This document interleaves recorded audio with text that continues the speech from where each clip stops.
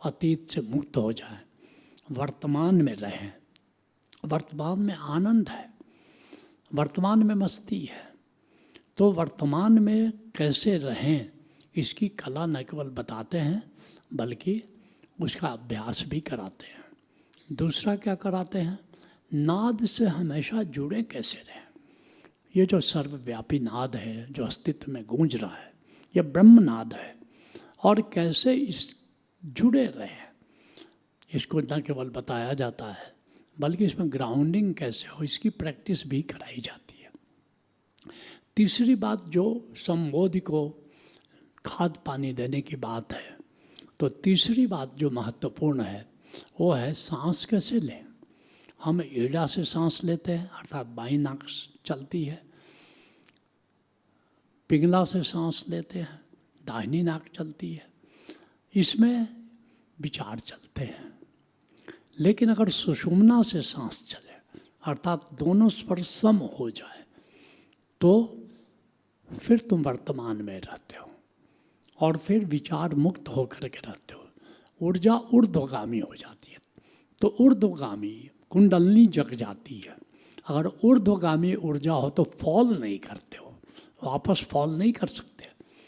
तो एक आदत बना लो सुषुम्ना से सांस लेने की। ये कला बताते हैं कि ऐसा कैसे संभव है कि सुषुम्ना से हमेशा सांस लें, और ये सुषुम्ना तुम्हारे भीतर मस्ती भर देती है। ऐसी मस्ती जगती है कि फिर तुम कामना नहीं कर सकते, फिर तृष्णा पैदा नहीं होगी, अन्यत्र सुख की तलाश नहीं होगी। और ये तृष्णा अधिकतर योग भ्रष्ट होने के लिए उत्तरदायी है। जब तक कामना है, हे जनक कामना जैसी व्याधि नहीं और निष्कामना सी समाधि नहीं। निष्काम होकर के कैसे जिंदगी को जिए, निष्काम होकर कैसे कर्म करें, यह इसमें बताया जाता है। क्योंकि तृष्णा तो दुष्पूर है, मानसिक चिंतन भोगों का चलता रहता है, यही तृष्णा है। भोगों का मानसिक चिंतन तृष्णा है। और ये जो मानसिक चिंतन है ये अच्छे अच्छे लोगों को, ऋषियों को, संतों को भी भ्रष्ट कर देता है। तो ये मानसिक चिंतन भोग का ना चले, मानसिक चिंतन कामना का ना चले, इसके लिए ये बहुत ही इफेक्टिव प्रोग्राम है। और एक बार ऊर्ध्वरेता अगर हो जाए तो तृष्णा फिर आपको कोई बाधा नहीं डालती। ये इसकी प्रैक्टिस कराई जाती है कि कैसे दोनों नासिका से समस्वर चले, सांस कैसे हमेशा सुषुम्ना से चले।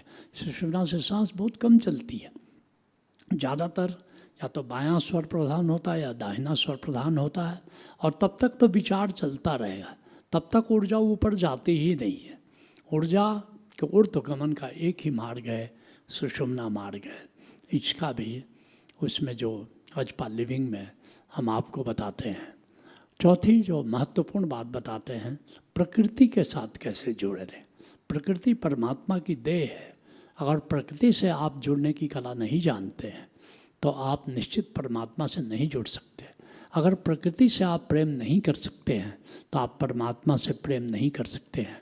और जब तक परमात्मा से प्रेम न हो जाए आप ब्रह्म रमण नहीं कर सकते हैं। उत्तमो ब्रह्म सद्भाव कहते हैं शंकराचार्य। कितना भी तुम ध्यान करो, पूजा करो, पाठ करो, स्तुति करो, जप करो, बात नहीं बनेगी।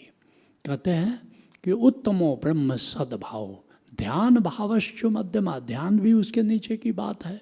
स्तुति जप अधमो भाव, स्तुति पूजा पाठ, ये तो स्तुति और जप करना, मंत्र का जप करना, ये और भी नीचे की बात है। और बहिर्पूजा धमा धमा, अर्थात बाहर जो पूजा पाठ करते हो तो बिल्कुल सबसे नीचे तल की बात है। लेकिन अधिकतर लोग या तो पूजा पाठ में जीते